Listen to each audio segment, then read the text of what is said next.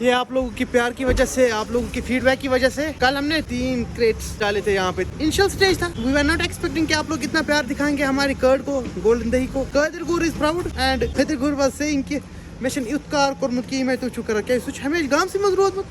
तो top shop super market, इनके owner के बारे में मैंने आपको कल ही बोला, बहुत अच्छे इंसान है, अल्लाह ताला इनको बरकत दे।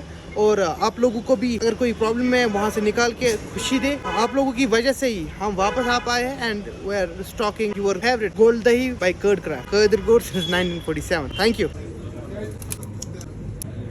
जब भी आप juices and beverages and yogurt section में आएंगे, ये देखेंगे आप कर्ड क्राफ्ट के आपकी गोल्ड दही लगी होगी, पूरा स्टॉक है। I want this stock to be finished by this evening. I hope कि आप लोग सपोर्ट करेंगे उसमें। उससे इम्पोर्टेंट है कि हमें फीडबैक कंटिन्यूसली दिया करें। आपको अपने आप जैसे टेस्ट करेंगे, आपको जैसा लगेगा, आपको जैसा टेस्ट आएगा, will appreciate that. And with this thing, wrapping up from Swanwar Top Shop,